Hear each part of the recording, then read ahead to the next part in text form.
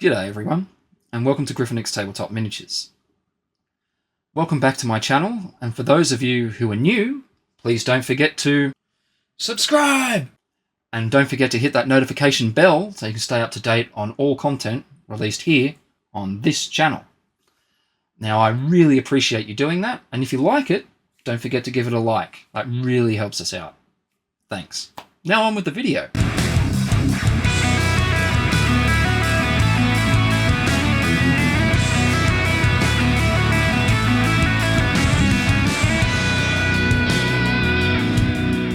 In this video, we'll be checking out some Saturnine Terminators. The same ones from the Horus Heresy Age of Darkness Saturnine Boxset. Let's check them out. Okay, so in this video, we're having a look at the Sprues. Now, these are the Sprues that anyone may be lucky enough to find, or fortunate enough to find, in the Age of Darkness Saturnine box sets. Now, I imagine, I could be wrong, but I imagine that the sprue for the individual set may actually be different. Or at least slightly different. Because on these, there's 2 per big sprue. So maybe one's... maybe they take like this here and split it and put it with one of them, and then you've got 3. Maybe. Something like that. Anyway, let's get a better look if we can at these. As you can see, there's a lot of parts. There is just a lot of parts. These things are very well engineered, or maybe even over engineered.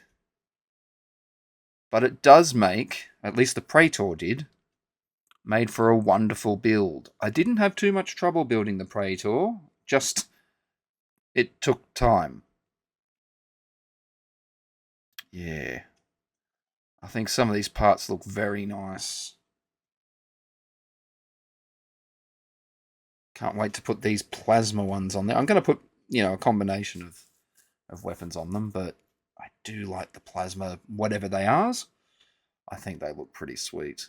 Be nice to get them all glowing up. Yeah. Alright. Let's turn that sprue around. Actually, let's turn it around here and just have a better look at some of these head options. Didn't quite notice these. Look at that one. That one's pretty cool. Nice bunch of studs and things on it. Let's get this silly camera to stop doing what it's doing. And we'll just hope that that stays like that. There we go. Yeah, that one looks cool, the first one. And this one I actually think I like better. It's got like a vented sort of mask thing and some nice little studs on a sort of rim that goes around the top of the eye sockets. I think that looks pretty sweet. You got this one over here, and he's got like a flat faceplate with a little thing over his eye, some sort of thing to perhaps enhance his ability to see. That's quite interesting. And then another with a flat, sort of plain faceplate. Again with that studded sort of V-shaped rim around the top of the head there. They look pretty cool. There's some nice options. I like them. But look at the guns, like the parts on the gun, like the detail. It's just incredible. Like, I know, I quite often sing the praises of Games Workshop and their stuff, but this is a good example, I think, again, of them making something fantastic. Again, maybe a little over-engineered. It could have been done in a way that made it more simple to build and quicker to get onto the table. But I'm not going to complain,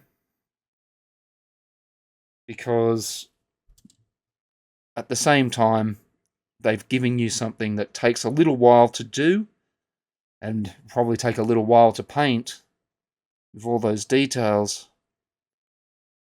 probably giving you more hours worth of fun out of the kit, frankly. And given that they're rather expensive for the 3, probably a good thing in a way. So, have a quick look at the next sprue, which is exactly the same. That's the first. It's just the same bits. Move that over. And this one, obviously the last of those sprues. Now this thing is, like I said, it is big. They are large. They are chunky lads. And here's the instructions. Now, as you can see, you start off in this kit with the very simple, like sort of upper part of the leg, the thighs, perhaps. That's probably a better way to put it. And then you put the knee and leg section together, and you push those together, and you've kind of got the legs done. And then you put some... So this is showing you how to line them up so that they're lined up correctly. Then you build the central part of the armoured body. So you got the back piece, these 2 little side pieces, and the nice detailed front armoured plate, and the top. And then down here, over the back, you put the, I don't know exactly what you might call it, but the vent-like looking section on the back. And you make the sort of central waist and crutch area. Then up here, you glue those sections together, and then you do the feet. And you've almost got the thing built by this point. You're a fair way in. Now, I do like I said, this kit. I think it's fantastic. And I'm going to have so much fun putting mine together. I know that. Now, I like to, as best as I can, make sure I clean all the parts properly, get rid of all the flashing, any mold lines, all that, as best as I can on some miniatures. Some, I don't care as much.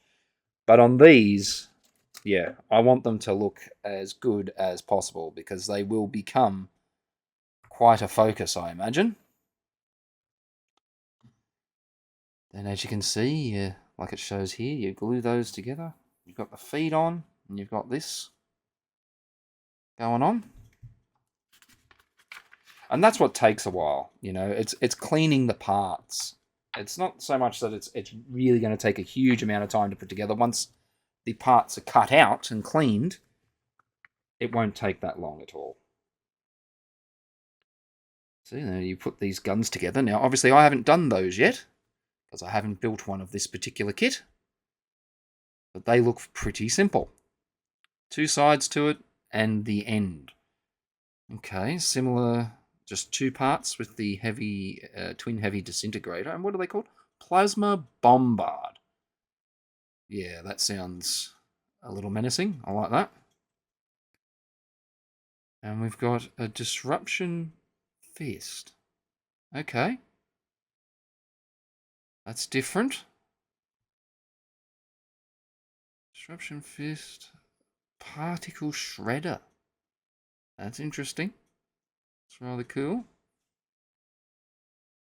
Okay. And so on one side, you got the option for either of those weapons. And on the other side, you have similarly options for either the plasma bombard or the twin heavy disintegrator. Or again, the the fist, what's it called? The Disruption Fist with the Particle Shredder. Now that is quite cool. Move on. Now you've got the shoulder section to do. Now, I will say this. This little bit, and how they attach to the body, the top here, or here, rather, under the shoulders, I actually found that rather difficult to put together on the Praetor. Now, the Praetor, the instructions are a little different on putting the shoulders together. Now, obviously, the shoulders on here are a little different anyway. But, yeah, they show you a slightly different way to put it together. And I honestly think if I'd have looked at these instructions first, just passing glance, I may have tried to make the shoulders in a similar fashion as they are done here, because this actually describes how it attaches a lot better. So keep that in mind. If you're going to build the big set, and you want to start with, say, this guy, have a look at the instructions for the regular ones, the regular Saturnines, and get a good idea of how they attach that on there. I think it's actually a better way, to be quite honest with you.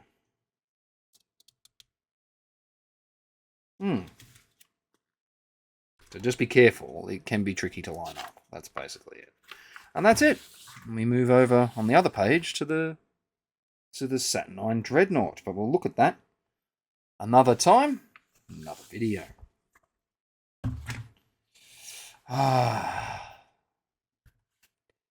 Introductory Rules and Miniature Construction Guide. All in the one little book. Looks rather pretty. Not that I imagine an Iron Warrior would want to be called pretty, but it looks pretty sweet. Anyway, I hope that was helpful for some of you out there who might be interested in getting some Horus Heresy Saturnine Terminators for their Horus Heresy armies, or maybe even to use as some sort of cool counters kit bash for, I don't know, some Centurions or something? Maybe? That could be an interesting thing, perhaps? Anyway, I thank you very much for your time. And once again, as always, if you've got any comments or suggestions, please put them down in the comments section below. Any criticism, anything at all. Yeah, and we can have a chat. Really appreciate that. And it'd be nice to know as well, if you are interested in this Saturnine set, or in the Horus Heresy in general, is there a particular Legion that you like to play? Or collect? Or paint? Whatever the case may be. Which one of them stands out to you? Do you pick one of the ones that exist as they are, because that would be easier and more, in some ways, a lot simpler? Or are you like me and you had to go with one of the Lost Legions and make up your own completely from scratch? Very curious. Anyway, once again, I thank you very much for spending your time here today and checking out this video. I'll catch you in the next one. If you have any questions for me or for the channel or for what I like to do in the hobby, anything at all, please put that down in the comments below and we can start having a conversation. And if you want to talk a little more, maybe share some inspirational images of our miniatures, our hobby, even our piles of shame, maybe our piles of opportunity, all of that fun stuff, I have a Discord. And I've started uploading a lot of my armies, like miniatures. I've taken photos of them, and I've uploaded them on there. So if you'd like to check them out, feel free to do so. It should be up near the banner somewhere, I believe. Yeah, click the link and I'll love to see you over there. And again, please don't forget to subscribe. Thank you. That would really help. Again, I thank you for watching today. I'll catch you in the next one.